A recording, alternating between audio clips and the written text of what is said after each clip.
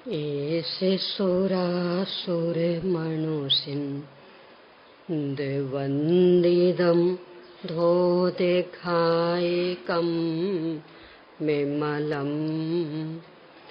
प्रणमामि बध्यमानं तीर्थं धम्मस्य कर्तारम्। ओम ह्रीं श्री अरहंत सिद्ध आचार्य उपाध्याय साधु पंच परमेष्ठिभ्यो नमो नमः।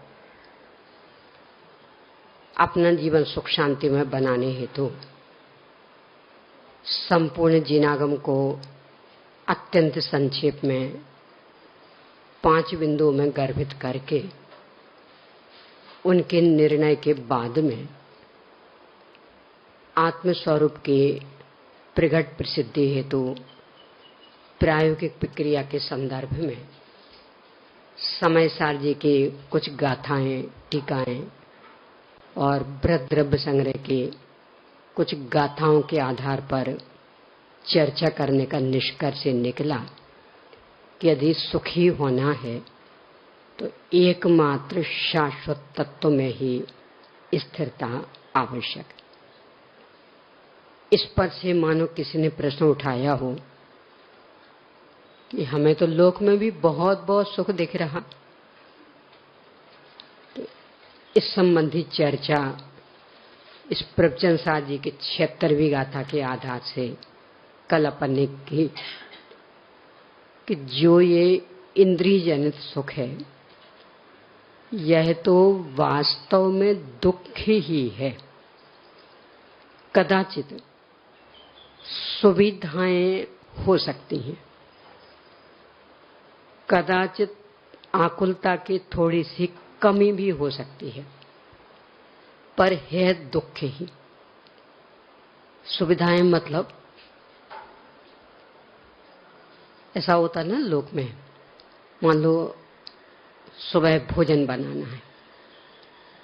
अब मकान ऐसा है कि सूर्य उगा और पूरे में ही धूप फैल जाती, तो गर्मी में तो बहुत तपन तपन तपन।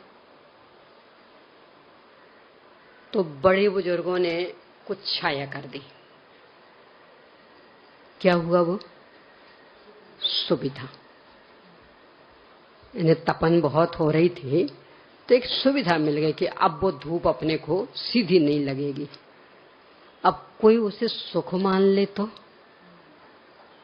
थी तो वो सुविधा, यानी अपने से तपन स्वीकार नहीं हो रही थी, पीड़ा होती थी, तो एक सुविधा मिल गई।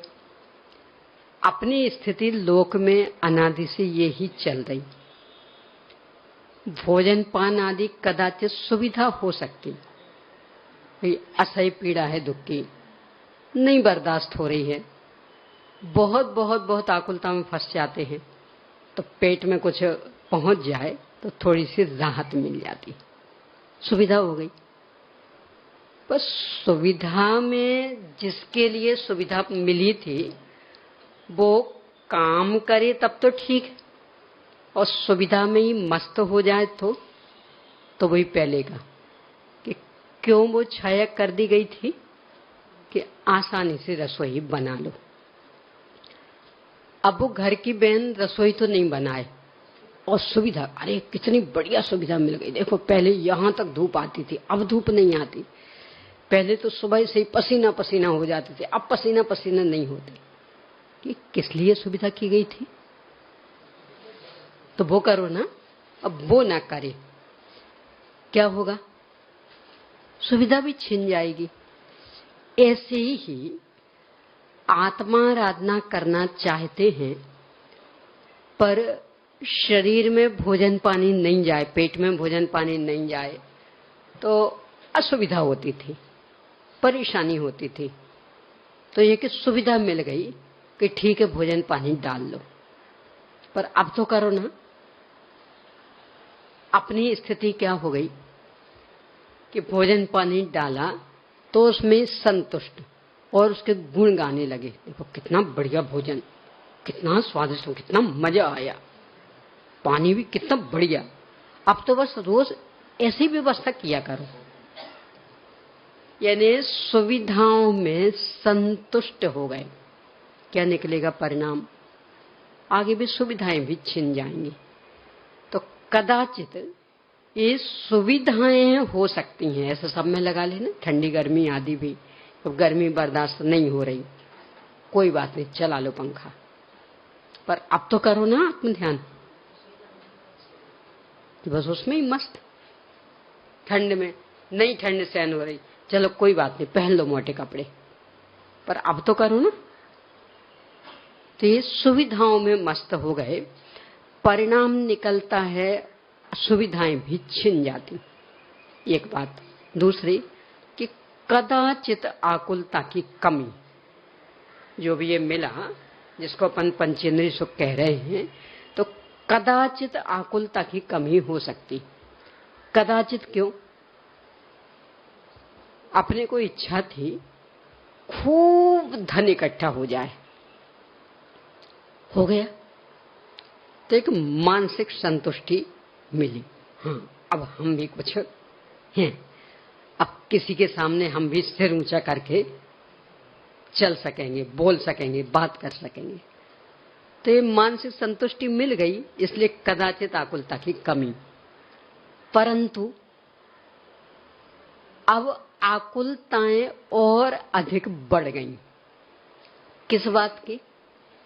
कि पहले तो नहीं थी संपत्ति, तो बस एक ही बेचैनी थी कि संपत्ति नहीं है, बाकी और कुछ नहीं। और अब मिल गई तो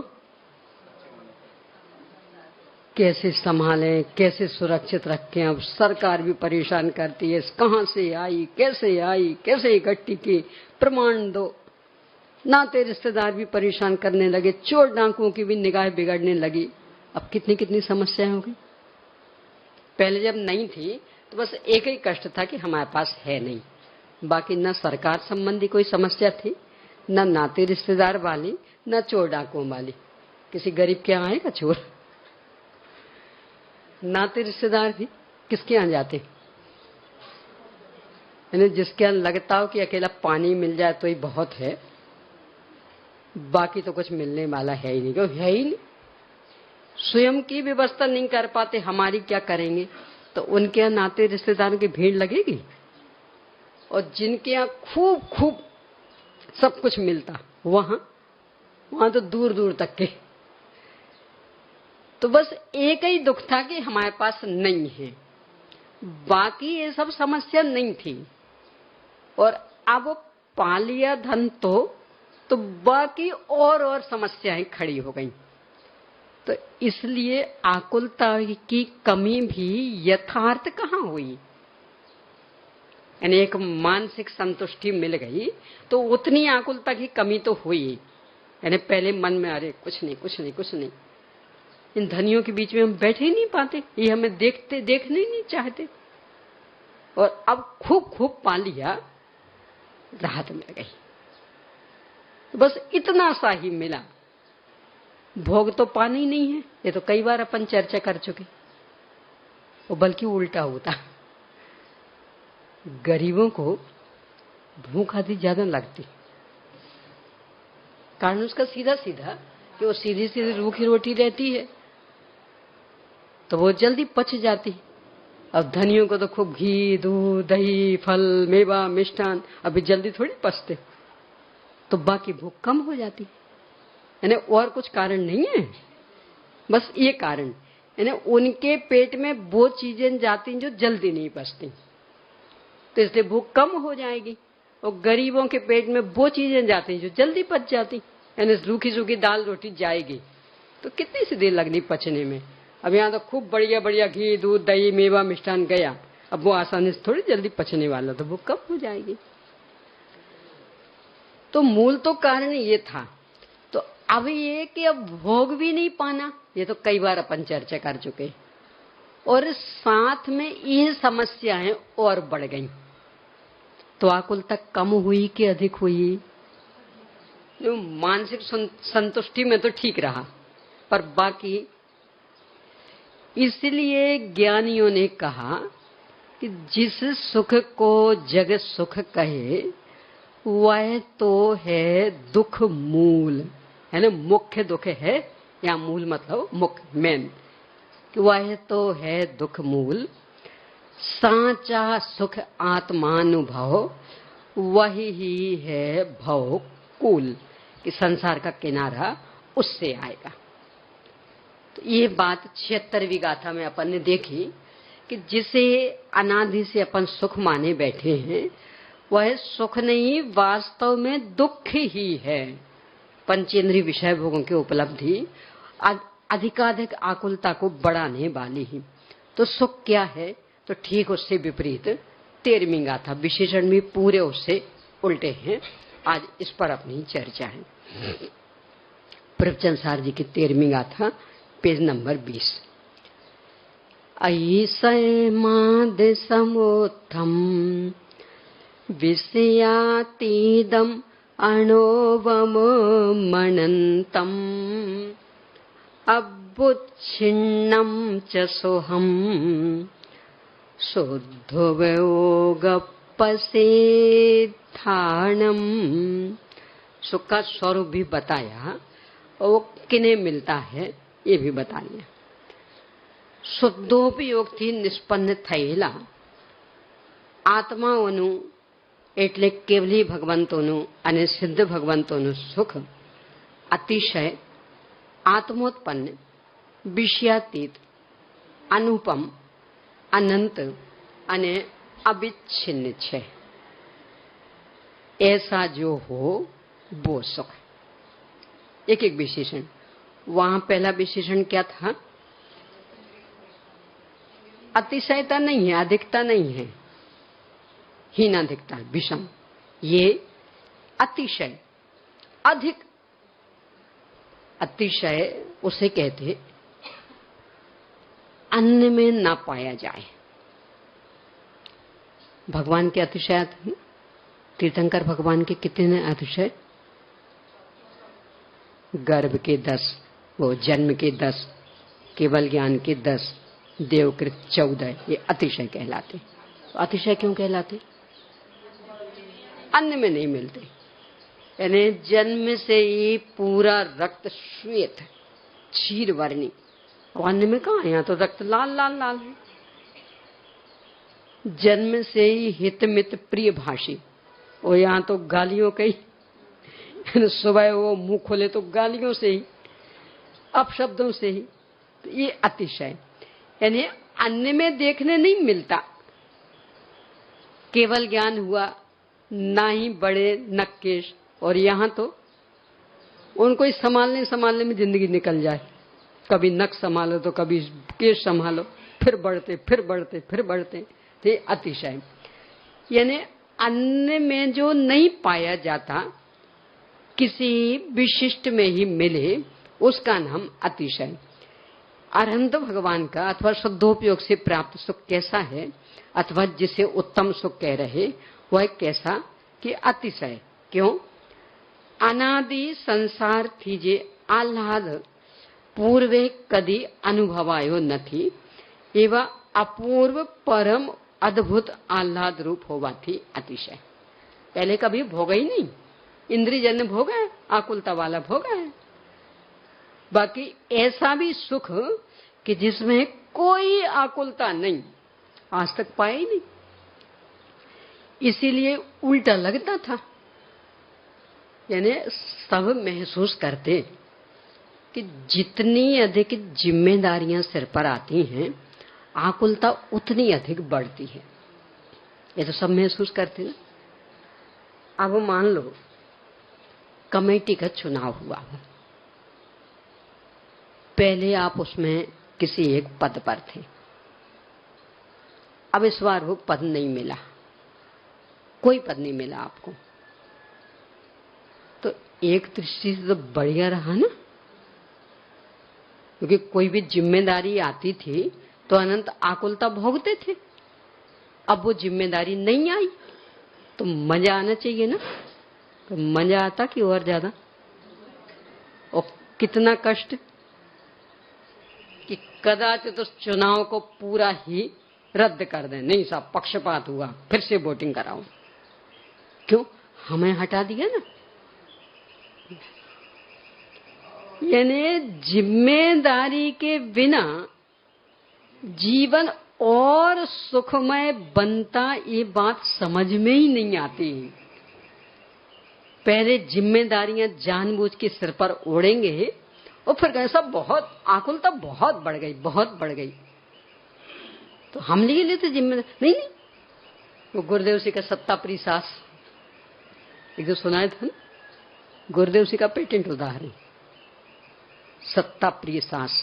याद आ गया? नहीं याद आया? अरे एक दिन सुनाया था ना। किन किन को नहीं आया? अरे एक बात सुना चुकी ऐसा, वो अब याद आ जाएगा, भूल रहे हो गए। वो जो छाछ लेने आई थी पड़ोसन, तो बहू ने कह दिया था आज नहीं है। लौट रही थी तो मंदिर से आगे उसका घर था और सास मंदिर गई हुई थी, तो वो मंदिर से वापस आ रही थी, बीच में टकरा गई। पूछा कहाँ गई थी? आपके यहाँ। किस लिए? छाछ लेने, मट्ठा लेने। क्या हुआ? बहू ने कह दिया नहीं है। अच्छा, बहू की ये हिम्मत कि वो कह दे कि छाछ नहीं है, चलो हमारे साथ। इसको आशा बंधी मिल जाएगी। काफी दूरी थी, यानी मंदिर के पास उसका घर था, मंदिर से सास का घर तो काफी दूर था, तो वहां तक जाके आई थी, पर बहू ने मना कर दिया था। अब ये सास कह रही चलो हमारे साथ। गई, क्या करे, छाछ तो चाहिए थी। प्रवेश किया अंदर, कुर्सी डाल के एक पे सास बैठ गई और एक पे पड़ोसन को बिठाया। पूछा किस लिए पदार्पण हुआ, सब रास्ते में बताया था ना, रास्ते वास्ते की बात नहीं, अब बोलो। सब छाछ चाहिए। तो आज तो छाछ नहीं है। तो ये तो बहू ने ही कह दिया था ना। इतनी यात्रा क्यों कराई मुझे कि ये बताने के लिए कि जब तक इस घर में मैं हूं, क्या हिम्मत है बहू की कि वो कह दे कि छाछ है कि नहीं। जो भी कहना होगा मैं कहूंगी। तो इसका नाम सत्ताप्रिय सास ने अपना अस्तित्व, अपना वर्चस्व, ये हमारा वर्चस्व टिकना चाहिए। अपनी बस ये स्थिति है, यानी आकुलता मोल लेते रहेंगे बस किसके बल पर कि हाँ कुछ हम हैं, ये सबको पता लगते रहना चाहिए। यदि हमने वो जिम्मेदारी नहीं ली तो कुछ हमें पता ही नहीं लगेगा किसी को, फिर तो हमें कोई पूछेगा नहीं। इसके बल पर अनंत आकुलता भोगते रहते, यानी मुंह से कहते भी रहेंगे सब बहुत व्यस्तता बहुत व्यस्तता, तो मत लो ना जिम्मेदारी, फिर पूछेगा कौन। इस कारण से तो इज्जत मिल रही, तो अनंत आकुलता भोग रहे थे। यहां ये अतिशय सुख कि इसमें कोई जिम्मेदारी वाली चीज ही नहीं है। क्यों? आत्मा किसकी जिम्मेदारी ले? आत्मा तो स्वयं ही, तो स्वयं की जिम्मेदारी के लिए कुछ अलग से करना पड़ता। यानी आपको मुझे खड़ा करना हो, आपसे नहीं बन रहा, तो थोड़ी ना थोड़ी ताकत मेरी भी लगेगी ना। अब मुझे ही खड़ा होना हो तो क्यों? स्वयं है तो स्वयं के लिए क्या कष्ट, ऐसा हर काम में लगा लेना। तो ये स्वयं है, और इतना ही नहीं, चूंकि स्वयं है और वस्तु स्वरूप का निर्णय करने के बल पर आत्मोन्मुखी वृत्ति हुई, और वस्तु स्वरूप का निर्णय क्या किया, होता स्वयं जगत परिणाम, मैं जग का करता क्या काम। तो किसके ऊपर किसकी जिम्मेदारी, मेरे ऊपर किस किस की जिम्मेदारी। तो अब आकुलता के लिए एक और निर्णय कर लिया, कदाचित विकल्प आएंगे, पर सीमा कितनी, विकल्प मत, बाकी होना जाना ये तो अपन रोज ही भोग रहे हैं। वहां तक भागना ना पड़े, इसके लिए कितना कितना श्रम किया, कितने कितने विकल्प किए, और अंततोगत्वा भागना पड़ा भाई को। बोलो, और ये एक उदाहरण नहीं है,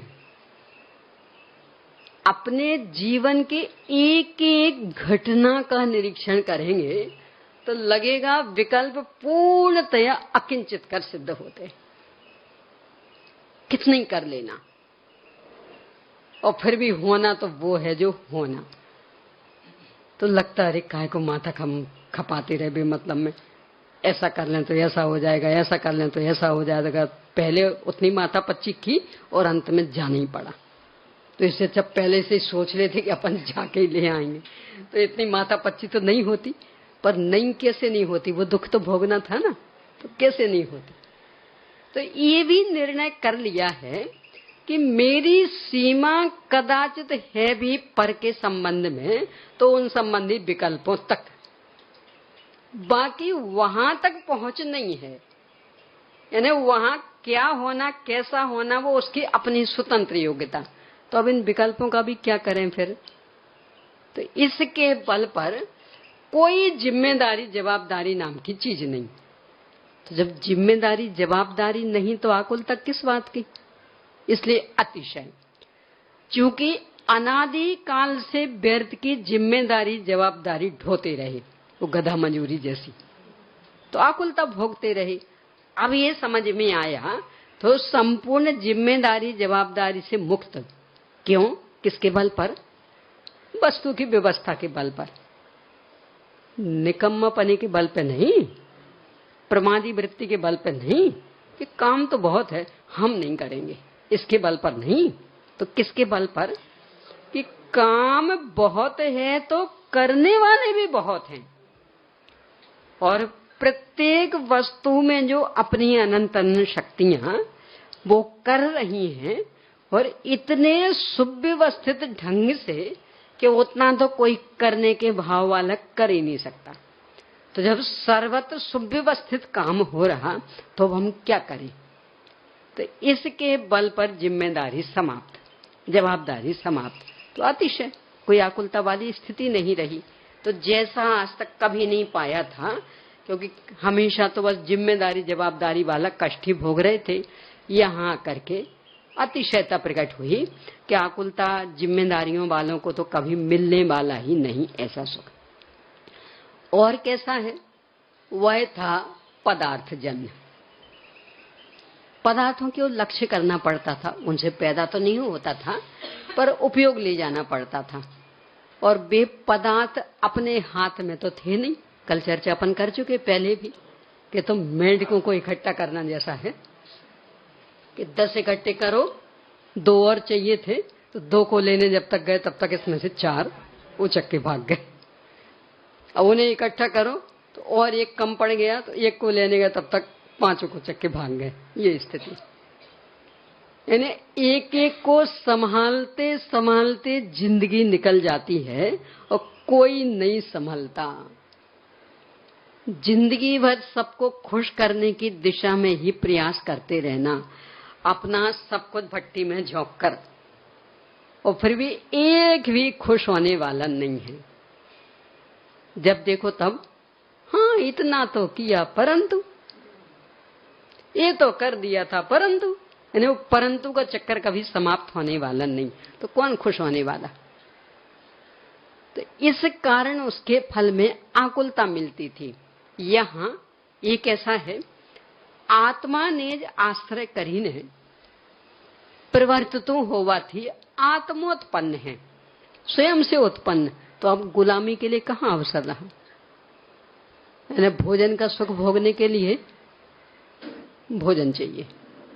अब भोजन चाहिए तो भोजन बनाना पड़ेगा, बर्तन करने पड़ेंगे, चौका फैलाना पड़ेगा। कि नहीं तो हम ऐसे पाप के उदय वाले थोड़ी, हमें तो बना बनाए मिल जाएगा। तो बनाने वालों की नौकरी करनी पड़ेगी। अब एक अपशब्द बोल के देखना, मजा आ जाएगा। यानी जो बढ़िया बढ़िया भोजन बना के देता है ना, उसके साथ थोड़ा सा अपना व्यवहार बिगाड़ना, मां शब्दों से, बाकी शरीर से नहीं, शब्दों से ही थोड़ा सा अपशब्द बोलना, कटु भाषा बोलना, अब उस दिन देखना कैसा भोजन मिलता। मिल जाएगा ना, बढ़िया। ये है, यानी अन्न के आश्रित होगा तो कितना साधना पड़ता है उन्हें, जड़ पदार्थों को भी और चेतन को भी, और चेतन से ज्यादा तो जड़ को साधना पड़ता। और थाली बढ़िया नहीं हुई तो क्या होगा? वो चम्मच चाहिए थी पर चम्मच मिली नहीं तो क्या होगा? वो कटोरी चाहिए थी, वो कटोरी मिली नहीं तो क्या होगा?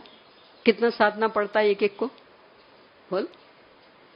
अपन तो सोचते नहीं है ना, तो लगता कितना मजा, पर इस पर सोचें तो लगता वो एक बार का भोजन करने के लिए कितनी गुलामी करनी पड़ती, अपने शरीर की भी कितनी।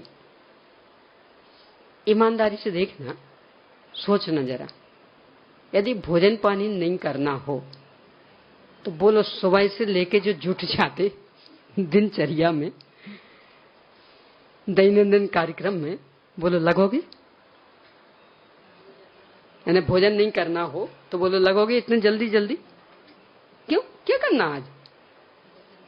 और भोजन करना होता है तो बोलो कितनी गुलामी कर रहे? यानी एक एक की गुलामी का विचार करें तो लगता बस वो भोजन वाला सुख थोड़ा सा मिल जाए, इसके लिए इतना सुबह से उठ के कितनी भागम भाग, ये करना ये करना ये करना। क्यों? 10 बजे भोजन करना है ना, इसलिए। देखो, बहुत बहुत ईमानदारी से विचार करना। अभी अपन समय पे सब कर लेते ना, अब मान लो किसी दिन ऐसा हो कि आज भोजन तो करना नहीं, और ऐसा सामूहिक स्वाध्याय भी नहीं करना है, तो अब बोलो कितने बजे मंदिर जाओगे?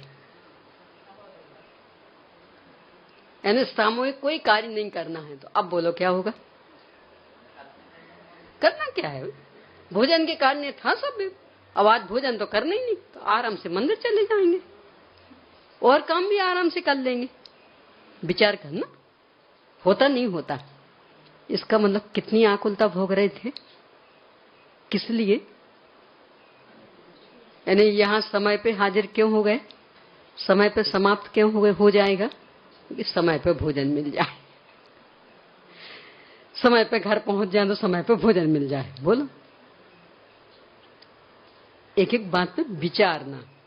तो श्रीमद जी का वो वाक्य याद रखना, कर विचार तो पाम। ऐसे सोचोगे तो लगेगा इसमें आकुलता क्या है, तो अपने व्यवस्थित जीवन है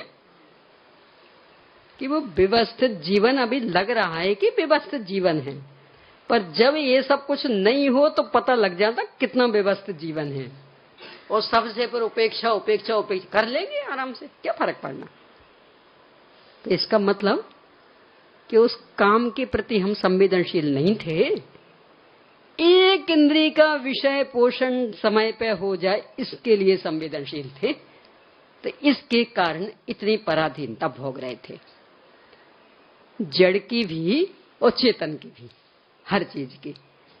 तो पराधीनता भोगेंगे तो पराधीन तो सपने में सुख नहीं, वहां तो स्वप्न में भी सुख मिलने वाला नहीं। ये तो तुलसीदास जी जैसे भी लिख रहे, ये सुख कैसा? आत्मोत्पन्न। इसलिए इसमें न जड़ की गुलामी करनी है और न चेतन की करनी, अन्य चेतनों की। और अपनी गुलामी गुलामी थोड़ी कहलाती, गुलामी कहलाती। यानी आपने अपनी तिजोरी में से पैसा निकाला, पैसा निकालने वाला चोर होता ना,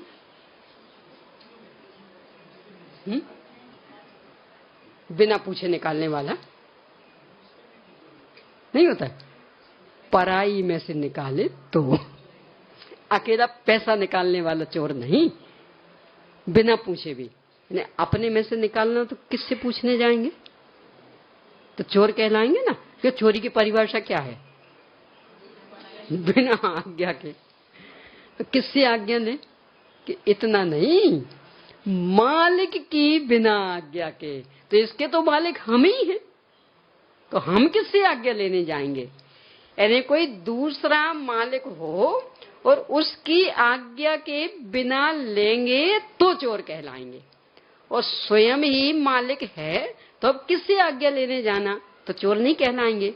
ऐसे स्वयं ही आत्मा है और उसमें ही अपने संपूर्ण पर्यायों को लीन किया, तो अब इसमें किसकी गुलामी करना,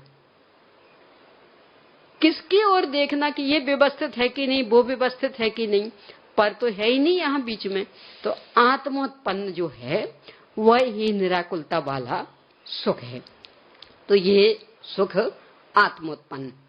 तीसरा विशेषण विषयातीत, विषयों की आवश्यकता नहीं।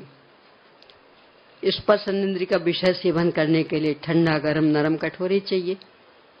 रसना इंद्रिय का विषय सेवन करने के लिए खट्टा मीठा कड़वा कसाला चरपरा ही चाहिए। और अतीन्द्रिय आनंद का सेवन करने के लिए कुछ नहीं। क्यों? विषयातीत। देखिए क्या लिख रहे, પરાશ્રયથી નિરપેક્ષ હોવાથી એટલે સ્પર્શ રસ ગંધ વર્ણ અને શબ્દના તથા સંકલ્પ વિકલ્પના આશ્રયની અપેક્ષા વિનાનું હોવાથી વિષયાતીત। तो विषयातीत तो अब किसकी गुलामी करें? यानी भोजन तो करना था, नमकीन के बाद थोड़ा सा मीठा भी, मीठा के बाद नमकीन भी, अब अकेला नमकीन नमकीन आ गया, मजा किरकिरा। नमकीन आया वही जो बिल्कुल पसंद है आपको, पर कब पसंद आता था कि उस नमकीन के साथ थोड़ा मीठा भी रहे। मीठा आया वही कि जो आपको सबसे अधिक पसंद था, पर उसके साथ थोड़ा नमकीन भी चाहिए पड़ता था। अब वो अकेला पसंद वाला मीठा मीठा आया, नमकीन नहीं आया, क्या होगा? तो विषयों वाले सुख की तो ये हालत है।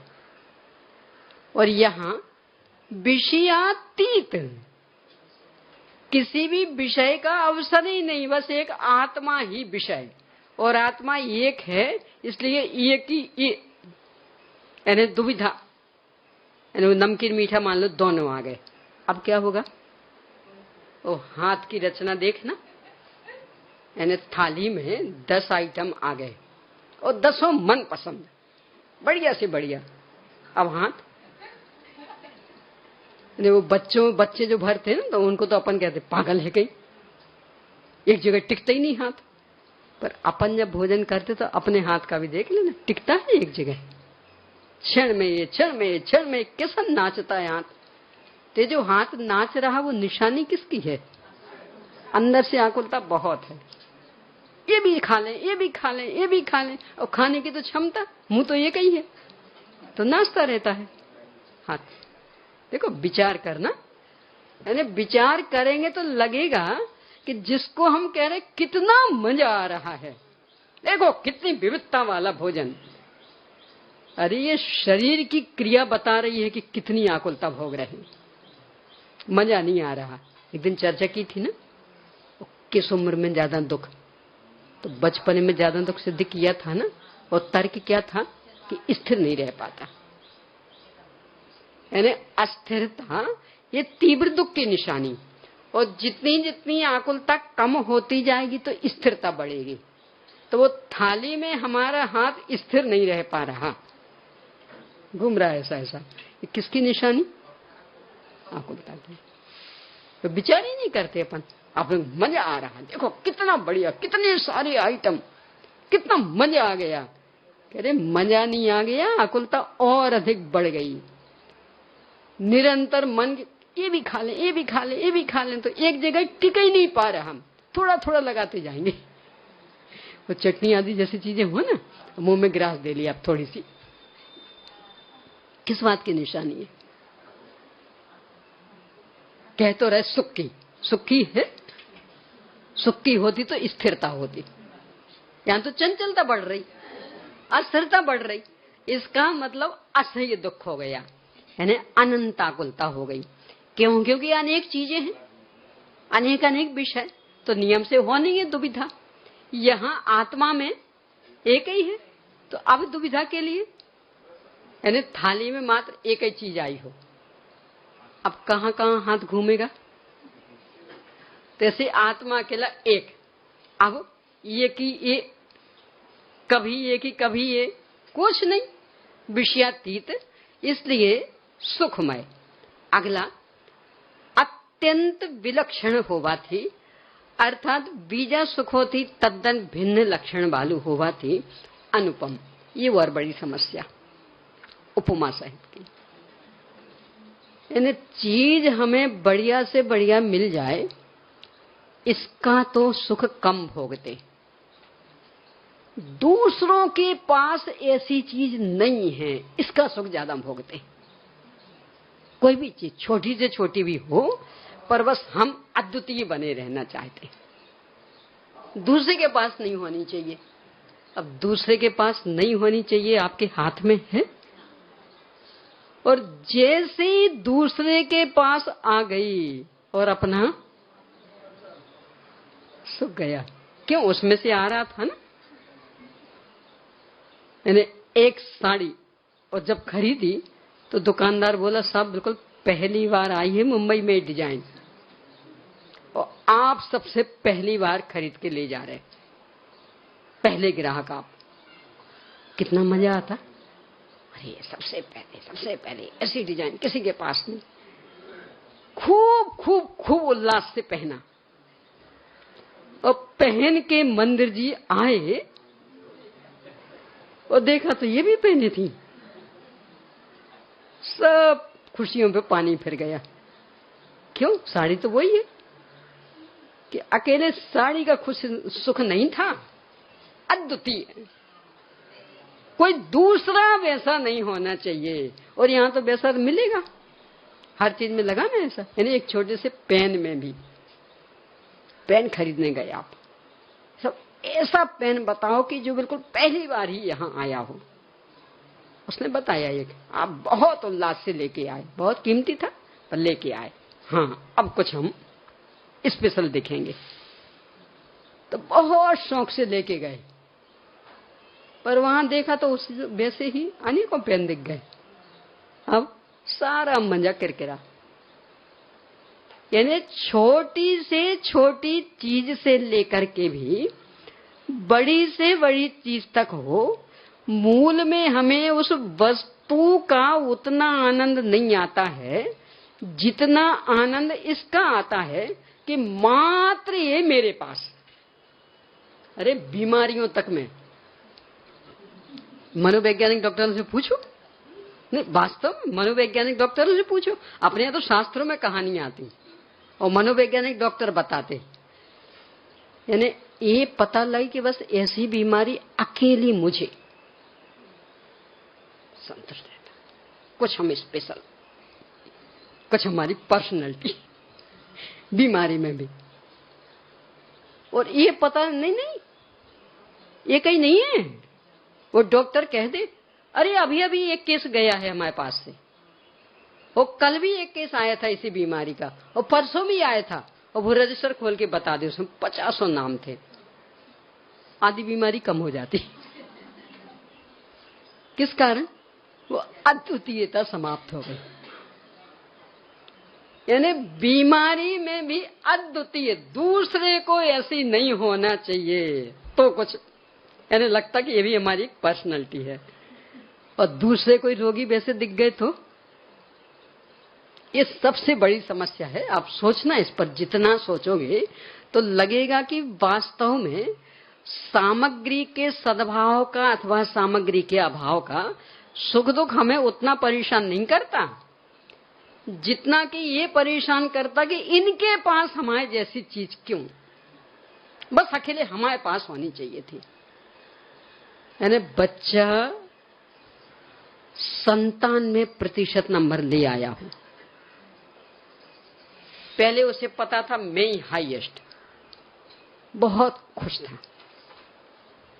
बाद में पता लगा एक के और है, उतने में ही पायलट डाउन। क्यों दुखी क्यों हो गए? अरे तुम्हारे 97 नंबर हैं, 97%, तो तुम्हें तो उसका पूरा मजा मिलेगा। कि मजा अकेला वो 97% नंबर का थोड़ी था, अद्वितीयता का था। मैं अकेला, और अब वो अद्वितीयता खत्म हो गई, दूसरे का भी आया है, अब मजा नहीं लूट पाता। बोलो कितनी समस्या। यानी इस बिंदु पर आप जितना सोचोगे तो लगेगा कि बस हर क्षेत्र में हम अकेले, यानी बस मेरा ही मेरा नंबर, और कोई दूसरा मेरी बराबरी का नहीं। इसका जितना मजा लूटते उस वस्तु से भी उतना लेना देना नहीं होता। अब यहां तो अद्वितीय रह नहीं सकते, क्यों? पुण्य पाप के अधीन सभी हैं। तो अपना जितना पुण्य का उदय आया कल दूसरे का आ जाएगा। तो आप अभी जिस पे देख रहे थे ये अद्वितीय, कल दूसरा भी खड़ा हो जाएगा, अपना सुख खत्म। हाँ, एक चीज है अद्वितीय अवश्य, अनुपम। वो क्या? आत्मा से सुख, कि इसकी उपमा किसी से भी मिलने वाली नहीं है। ये पूर्णतया अपने अपने लिए, इसलिए यहां तुलना करने को अवसर नहीं, तो तुलना को लेकर के होने वाली आकुलता यहां पूरी समाप्त। ये है अनुपम कि आत्मा से सुख किसके जैसा? आइमेंद्रों जैसा। आत्मा से सुख, आत्मा से सुख जैसा, यानी अद्वितीय अनुपम। विश्व का कोई भी पदार्थ ऐसा नहीं कि जिसकी उपमा दे सके।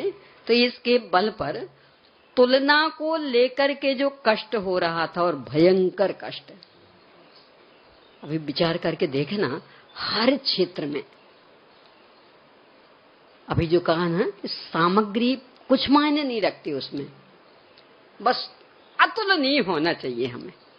जो विश्व रिकॉर्ड बनाने का भी सोच थी ना, और किसके बल पर? बस अतुलनीय। और जब कभी उसका रिकॉर्ड तोड़ देता तो डबल सेंचुरी का उसका रिकॉर्ड हो गया हो, और किसी दूसरे प्लेयर से वो टूट गया, कितना कष्ट होता। यानी उसने 225 रन बना लिए, इसकी खुशी नहीं होती, किसका दुख होता? हमारा 200 रन का रिकॉर्ड टूट गया। बोलो, सांसारिक सामग्रियों के बीच में हमेशा इसका सामना करना पड़ेगा। एकमात्र आत्मा स्थित सुख ऐसा है कि जिसमें कभी इसका सामना करने की आवश्यकता ही नहीं पड़ेगी, गुंजाइश ही नहीं, अवसर ही नहीं। क्यों? क्योंकि मात्र वो आत्मा स्थित, यहाँ कोई दूसरा है ही नहीं। यहाँ तो एकत्व विभक्त स्वभाव है, पर से तो पूर्णतया भिन्नता, तो तुलना करने के लिए अवसर ही नहीं, इसलिए अनुपम है। और कैसा है? समस्त आगामी काल में कदी नाश नहीं पामतो होवाथी अनंत छे। उस सुख में ये भी समस्या थी, वो जो सुख जैसा लग रहा था, तो अभी तो सब ठीक ठाक। देखो विचार करना, पुण्य के उदय से जिनको सब कुछ अनुकूलताएं मिल गई, अब तो उन्हें कोई कमी नहीं ना, तो बेदुखी क्यों? कि तो अभी तो सब ठीक ठाक, परंतु आगे का तो कोई ठिकाना नहीं। यहां तो सभी नश्वर। हम ही चले गए तो, इस सामग्री चली गई तो, इस तो का चक्कर कब खत्म होगा? इसलिए सब कुछ मिल जाने के बाद भी दुखी। अपन भी लगा लेना अपने अपने जीवन में, यानी जितना जो भी मन चाहा पा लिया, उसका सुख भोग पाते, आगे क्या इसकी आकुलता भोगते। बोलो, वर्तमान में जीना आता ही नहीं है। एक दिन वो चर्चा की थी ना, अटल बिहारी वाजपेयी जी की कविता, भूत भविष्यत की चिंता में वर्तमान की बाजी हारे, नरभव बीत चला रे, नरभव बीत चला रे। यानी जो कुछ भी मिलता, या तो बस भूतकाल से तुलना करेंगे, हाँ सब अब तो मिल गया है, अब तो सब तरह से संपन्न था, बचपन कैसा बीता, अब उसको लेके परेशान। अभी तो सब सुविधा है, अभी कोई कमी नहीं, तो भोगो ना इसे। लेकिन हमारा सुनो तो सही, बचपन कैसा बीता, कितने कितने कष्टों में, अब उसको लेके वो वर्तमान को नहीं भोग पाएगा। और अथवा भविष्य, क्या अभी तो सब ठीक ठाक, पर इनका हमने देख लिया, हमारे सामने हुआ, क्या राजा के राम थे, और आज ऐसे ही हमारा ना हो जाए।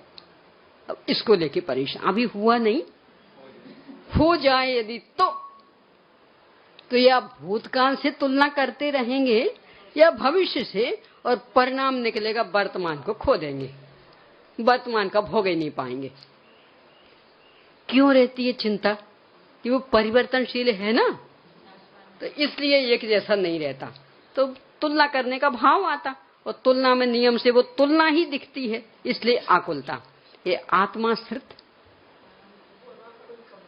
क्योंकि आत्मा के आश्रय से हुआ। आत्मा कब नहीं था, कब नहीं रहेगा? तो पहले जो सुख नहीं मिला उसमें गलती किसकी थी? कि आत्मा की। तो अब किससे तुलना करके परेशान हो? कि वो तो गलती हमारी पर्यायों की थी, तो वो पर्याय तो मिट गई, तो अब आक्षेप विक्षेप किस पर? यानी जिनने गलती की थी वो चीज ही समाप्त हो गई, तो अब किसको लेकर के टोका टोकी करें? और आगे कि जिसमें से सुख मिल रहा वो शाश्वत, तो अब किसकी चिंता करें? अभी तो है, आगे नहीं रहा तो, कि नहीं रहा तो वाली बात के लिए अवसर कहाँ? क्यों? किसमें से प्रकटा है, वो कैसा है? तो अब नहीं रहने वाली बात कहाँ से आ गई? इसलिए अक्षय अनंत, और अंतर पड़या बिना प्रवर्त तो होवा थी अविच्छिन्न। ये भी समझ लिया कि पंचेंद्रिय विषय भोगों में हर इंद्रिय के विषय में अंतराल चाहिए, और अंतराल के बीच में खूब दुखी हो तब फिर वो सामग्री मिले तो थोड़ा सा सुख जैसा लगे, यानी खूब खुल करके भूख लगे, तब भोजन का मजा आएगा। और भूख नहीं लगी हो तो, और पूरे पेट भर गया हो तो बोलो। यानी भोजन का मजा लूटने के लिए, यानी अभी भोजन कर लिया, अब दोबारा मजा लूटना चाहते तो कम से कम 6 घंटे का गैप चाहिए। बोलो, उसके पहले लूट सकते, और 6 घंटे के गैप के बाद भी मान लो भोजन इतना गरिष्ठ हो गया हो कि वो पचे ही ना, तो अब वो 6 घंटे में भी मजा नहीं लूट पाओगे। और इतना ही नहीं, उस मजा को लूटने के लिए वही सामग्री नहीं, फिर सामग्री भी बदले। यानी सुबह जिसमें से मजा आया था ना, वो ही रख दिया जाए शाम को, वही सामग्री, तो नहीं। कितनी पराधीनता। यानी अंतराल चाहिए, जिसका मजा लूटना है उस संबंधी तीव्र बेचैनी हो। यानी जितनी तेज भूख लगे भोजन का उतना मजा, जितनी तीव्र प्यास लगे पानी का उतना मजा, जितनी तीव्र गर्मी पड़े एसी का उतना मजा। ये लोग बात कहते, इस साल ऐसा हुआ था ना, इस साल ज्यादा ठंड नहीं पड़ पाई, तो जिनने खूब अच्छे अच्छे अनेक अनेक प्रकार के गर्म कपड़े रख रखे थे, तो सब इस साल तो ठंड में मजा ही नहीं आया।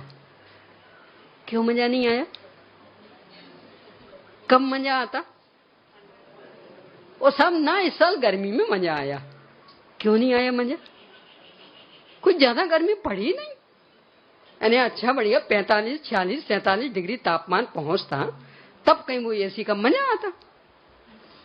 अब वो 40 से आगे ही नहीं बढ़ पा रहा, तो काहे का मजा आए? तो बोलो, ज्यादा मजा लूटने के लिए क्या चाहिए?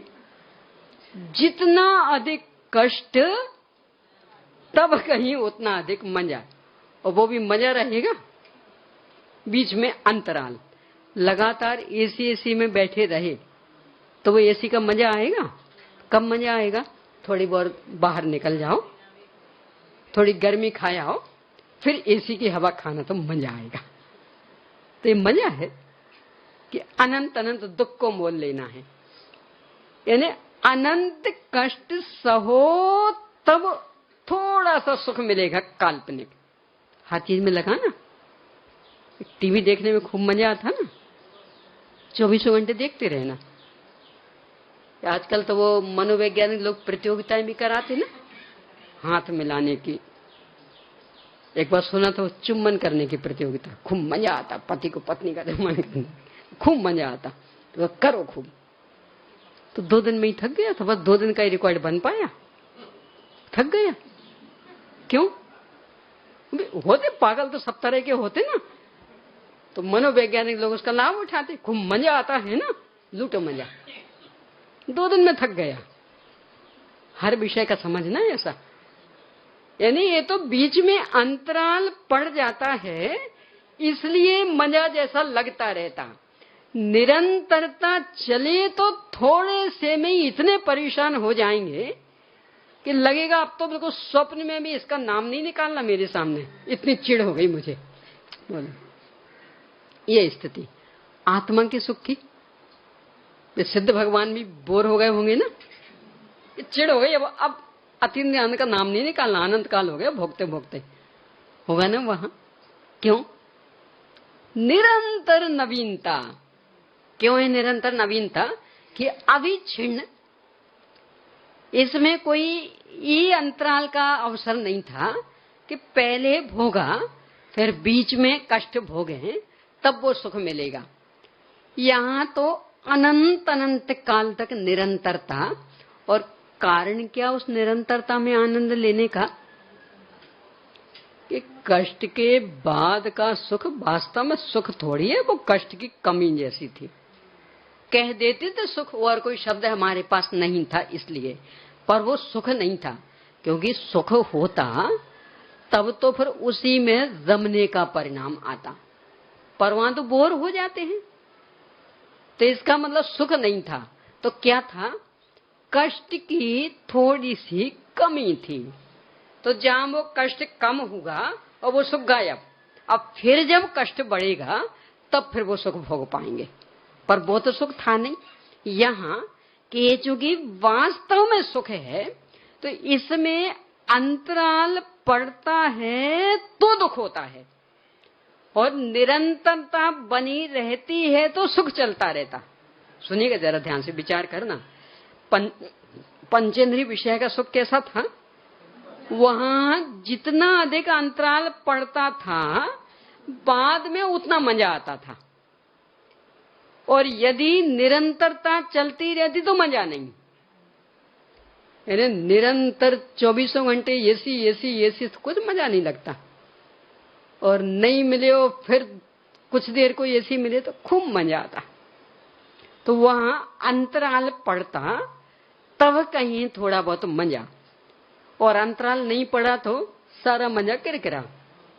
ये बढ़िया से बढ़िया चीजें, ये जो सिनेमा आदि देखते ना, तो जो बनाते उन्हें भी देखना पड़ता है ना, भी कैसे देखते। जो से हम बनाते हैं उन्हें भी देखना पड़ता है ना, कितना मजा आता। सब क्या करें, अब देखे बिना यदि रिले कर दिया तो समस्या आ जाएगी ना, तो इसलिए देखे लेते। तो वो तो एक बोझ जैसा समझ के मजा लूट पाते। क्यों? पूरा पूरा उसमें ही जीवन बीत रहा, और जिनने वो नहीं देखा उन्हें देखने में, तो वो किसका मजा था? वो अंतराल का। यानी अंतराल में जो कष्ट सहा है, उस कष्ट में कमी आई, उसे ये मजा कह रहा। तो मजा काय का था? तो मजा किसका? कि ऐसा सुख होना चाहिए कि यदि अंतराल पड़े तो बेचैन हो जाएं, और निरंतर चलता रहे तो उबने के लिए तो कहीं अवसर ही नहीं रहे। नित्य नवीनता नवीनता नवीनता बढ़ती जाए। अरे कालिदास जी जैसे कोई धार्मिक वृत्ति वाले नहीं थे। तुलसीदास सूरदास जी तो भले अन्य धर्म के पर धार्मिक व्यक्ति थे। यानी उनने जो भी रचनाएं की हैं वो धर्म से प्रेरित होकर स्वांता सुखाए। और कालिदास जी ने जो भी रचनाएं की पूर्णतया साहित्यिक, उन्हें धर्म से कोई मतलब नहीं था। तो भी वे भी ये लिखते हैं कि रमणीय किसे कहना। सुंदर को रमणीय कहते ना, सब ये चीज बहुत रमणीय, तो किसे कहना रमणीय। तो लिखते क्षणे क्षणे यन्नवितामुपैति तदेव रूपम रमणीयता, या कि जो प्रतिक्षण नवीनता नवीनता नवीनता को प्रकट करे उसे रमणीय कहते हैं। और बोरियत प्रकट कर दे तो अब बस, अब अभी नहीं, अब शाम को देना भोजन तो ले लेंगे, अभी नहीं, अभी तो पूरी, तो वो रमणीय कहाँ रहा। रमणीय मतलब सुंदर। तो सुंदर किसे कहना कि जिसके सेवन में प्रति समय नयापन, ये नहीं लगे कि भोग तो लिया, कब तक भोगेंगे, ऐसा नहीं लगे। अतीन्द्रिय सुख कैसा है, प्रति समय नया नया, उसके जैसा, यानी पिछले के जैसा होने पर भी पिछले पन की उसमें गंध भी नहीं, पूर्णतया नवीन और स्वाश्रित। तो उसका तो अंतराल सहन नहीं होता, निरंतरता चाहिए। और जितनी अधिक निरंतरता उतना अधिक सुख, और यदि अंतराल पड़ा तो दुख। तो वास्तविक सुख तो ये है। और पंचेंद्रिय विषय सुख कि पहले कष्ट सहो, और जितना अधिक कष्ट सह लोगे, भूख का भी लिया ना, कि जितनी अधिक तेज भूख लगी होगी, और तेज भूख लगने का मतलब तेज कष्ट। तेज भूख किसे कहते, बेचैनी। तो जितनी अधिक तेज भूख लगी होगी भोजन में, उतना मजा आएगा। और भूख तेज नहीं होगी तो काय का सुख भोग। और यहाँ कि निरंतरता भी, कि अंतराल पड़े तो बेचैनी हो, और निरंतर मिलता रहे तो इतना संतुष्ट कि निरंतरता में नवीनता नवीनता नवीनता भाषित होती रहती, कभी बोर होने के लिए अवसर नहीं। तृप्त हैं, पर ऐसे तृप्त नहीं कि बस, ऐसे नहीं, यानी जितना मिला उसमें तो तृप्त हैं, संतुष्ट हैं। तृप्ति दो प्रकार की होती, यानी भोजन किया तृप्त हो गए, कैसी तृप्ति वो, अभी नहीं पर कभी, तो वो तृप्ति काय की हुई, यानी भोजन किया पेट भर गया तो तृप्ति तो हुई, पर कैसी, अभी नहीं, तो कभी देना, अभी 6 घंटे बाद दे देना, तो कहां तृप्त हुए। और ये वाली तृप्ति कि नहीं वाला तो प्रश्न ही नहीं, अभी जितना है उसमें अतृप्त नहीं है, पर निरंतर इतना इतना इतना इतना मिलता रहेगा तो भी अतृप्त, अतृप्तता का दुख नहीं, तृप्ति पूरी। पर तृप्ति के बाद जो ये आता कि अब नहीं है, अब नहीं वाली समस्या उसमें बिल्कुल नहीं। यानी एक तो अतृप्ति भी दुखमय, और एक ऐसी तृप्ति की जो आगे की चाहे समाप्त कर दे, वो भी दुखमय। अतीन्द्रिय सुख वो दोनों तरफ से ही दुखमय नहीं, ना तो अतृप्ति, यानी जितना मिल रहा वो अनंत है इसलिए संतुष्टि, पर संतुष्टि वो ऐसी नहीं कि अब बस, ऐसी नहीं, निरंतर नया नया नया नया मिल रहा, इसलिए निरंतर भोगने की स्थिति बन रही है, तो अविच्छिन्न है, इस कारण सुख। इसका नाम है उत्तम सुख। आचार्य कुंद स्वामी 206वीं गाथा में लिख रहे कि ये जो हमने मार्ग बताया, शाश्वत ध्रुव तत्व बताया, स्थाता का स्थान बताया, यदि इसमें रत हुए, इसमें स्थिर हुए, तृप्त हुए, इसमें संतुष्ट हुए, तो ऐसा उत्तम सुख नियम से मिलेगा।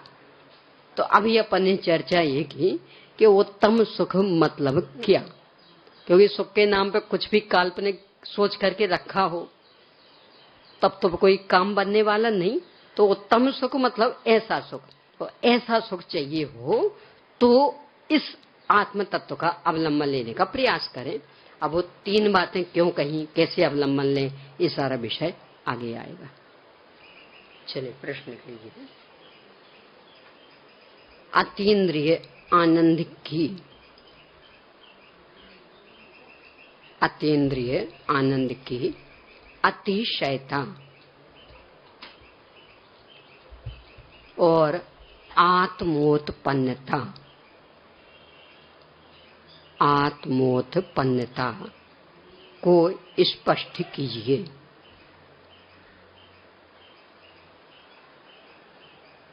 अगला,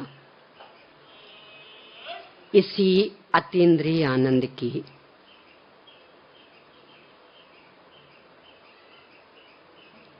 विषयातीतता